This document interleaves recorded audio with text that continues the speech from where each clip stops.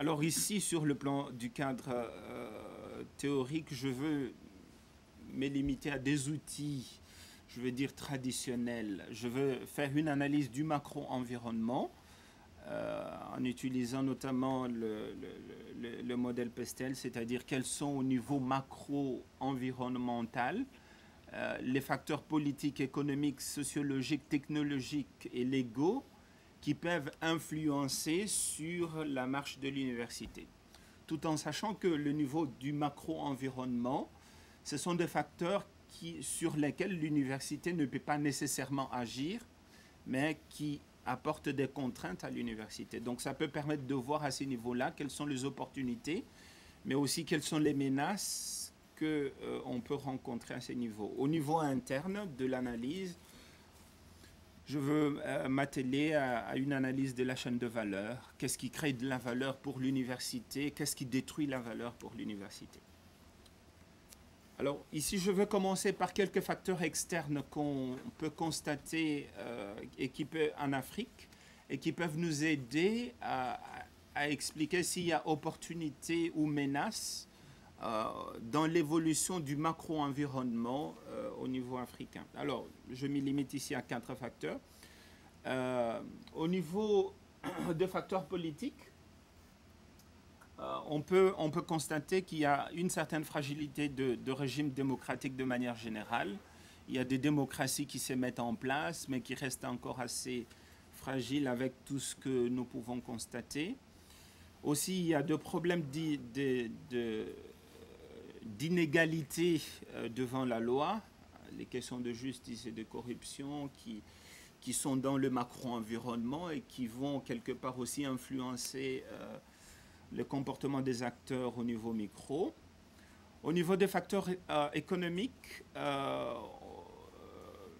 on peut voir une faible croissance économique projetée en Afrique, même si depuis les années 2000, on sait voir que l'évolution économique est assez encourageante par rapport aux prévisions qui avaient été élaborées.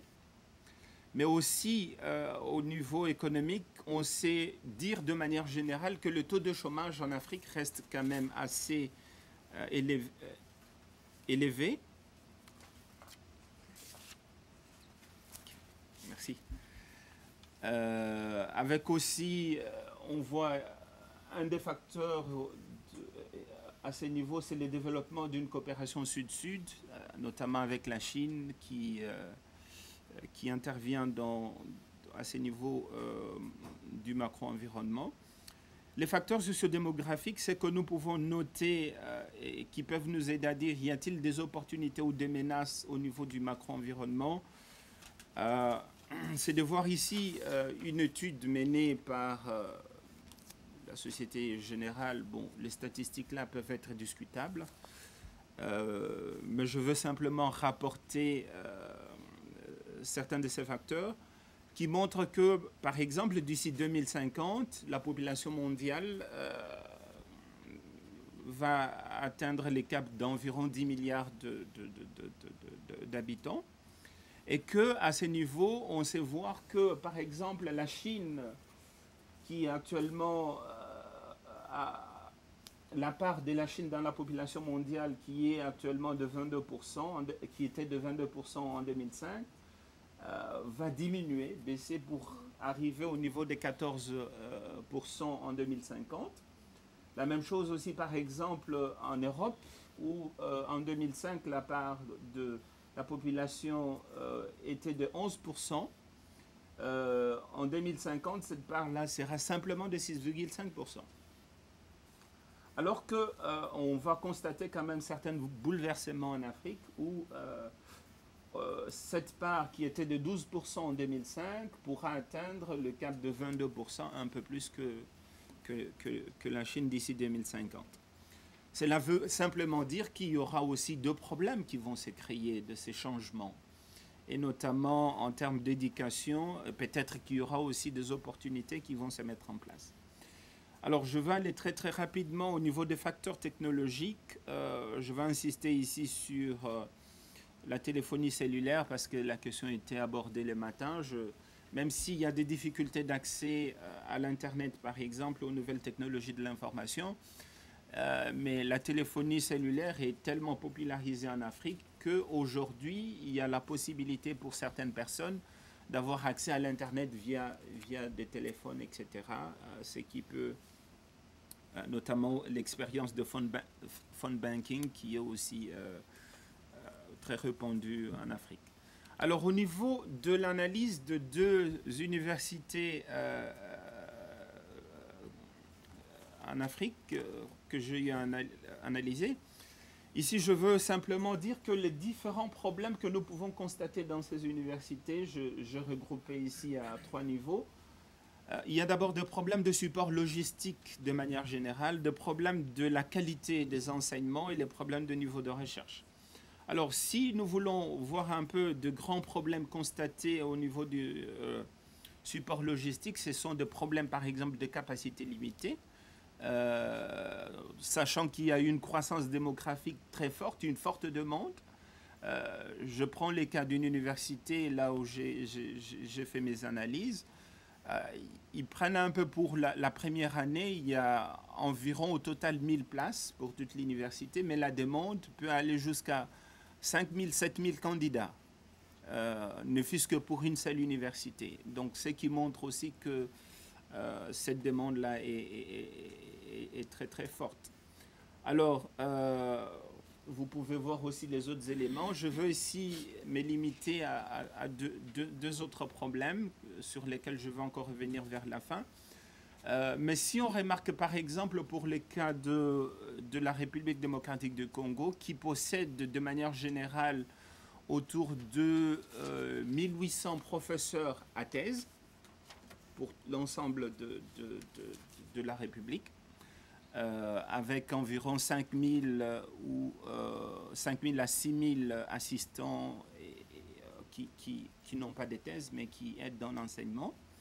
À ce niveau-là, on peut remarquer que l'âge moyen de ces enseignants, c'est autour de 55-58 ans.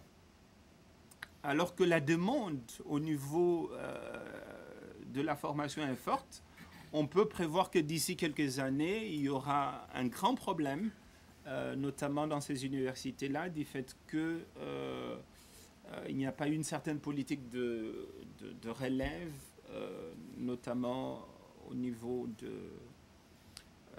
de ces universités. Alors je termine ici en soulignant aussi quelques problèmes importants qui sont relatifs notamment à l'insuffisance de budget alloué à la recherche ou aux faibles participations de réseaux scientifiques, qui va faire finalement que certaines problématiques restent un peu en Afrique sans avoir le temps d'être diffusées notamment dans certains réseaux. Alors, quels peuvent être alors les défis de développement? Est-ce qu'on peut dire qu'aujourd'hui, l'université en Afrique est capable de devenir un instrument pour le développement de l'Afrique?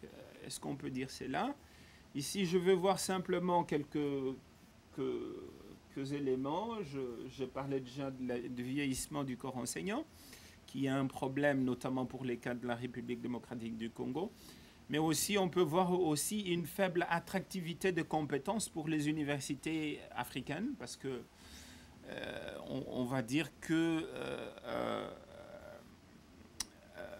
même si en termes de statut, je veux dire que travailler en Afrique avec les statuts que ça donne, c'est quand même assez avantageux, mais en termes de conditions de travail, on va constater beaucoup plus une fuite de cerveau que de rester dans un environnement qui n'a pas assez de moyens pour la recherche. Alors, juste pour terminer, je pense que cette fois-ci c'est du vrai, je veux vraiment finir.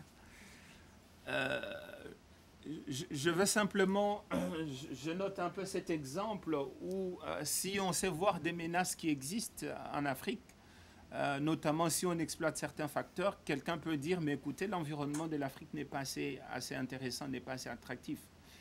Je donne ici le cas d'une banque, qui est une banque allemande, qui est internationale. Au moment où, par exemple, en Afrique, tout le monde disait que ça ne servait à rien d'aller ouvrir une banque au Congo, on a vu cette banque venir avec une politique différente qui était de dire, bon, pour ouvrir un compte, vous n'avez pas à avoir à déposer de l'argent. Parce qu'auparavant, pour ouvrir un compte au Congo, il fallait au minimum $2000.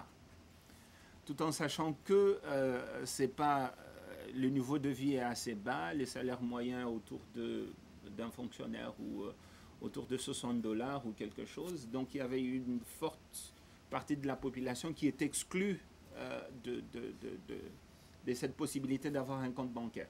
Alors cette banque qui est venue en disant avec moins d'1% de la population qui possédait un compte bancaire, mais s'est dit, mais écoutez, c'est une manne.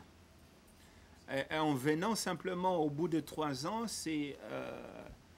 elle a été la première banque à attirer beaucoup plus de gens. Et aujourd'hui, c'est elle qui a un peu une banque qui présente assez d'opportunités. Ça veut simplement dire que certains facteurs peuvent paraître au départ comme étant de freins, mais qui en réalité, ce sont des opportunités qu'il faudrait exploiter. Alors là, je veux terminer pour dire avec une question.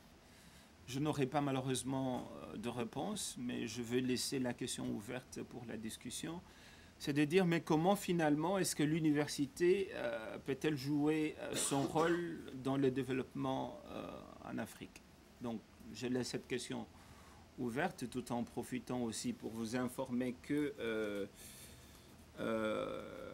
dans le cadre d'un réseau de quelques universités en Afrique, notamment au Cameroun, au Togo, nous comptons organiser aussi un colloque à Kinshasa et si vous êtes intéressés, vous serez les bienvenus pour apporter votre contribution qui s'intéresse au rôle de l'université dans le développement en Afrique. Et en fait, je suis aussi l'organisateur de ces colloques-là.